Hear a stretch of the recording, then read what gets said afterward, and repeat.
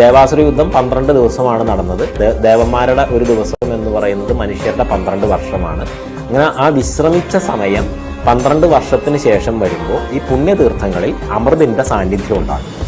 അമൃതിൻ്റെ സാന്നിധ്യത്തിൽ ഈ പുണ്യതീർത്ഥങ്ങളിൽ സ്നാനം ചെയ്യുന്നതിന് വേണ്ടിയിട്ടാണ് എല്ലാ ഋഷീശ്വരന്മാരെന്ന് പറയുമ്പോൾ ഇന്ന് ഉള്ള സന്യാസിമാരെന്നുള്ളത് മാത്രമല്ല, സപ്തർഷികൾ, അങ്ങനെ അരൂപികളായിട്ടുള്ള രൂപമില്ലാത്തവരായിട്ടുള്ള സന്യാസിമാർ, ദേവതകൾ, യക്ഷഗന്ധർവ കിന്നരാദികൾ, അങ്ങനെ എല്ലാ പ്രപഞ്ചത്തിലെ മുഴുവൻ ദേവതാശക്തികളും ഋഷീശ്വരന്മാരും അവിടെ ഈ മുഹൂർത്തത്തിൽ സ്നാനം ചെയ്യാനെത്തും എന്നുള്ളതാണ് വിശ്വാസം.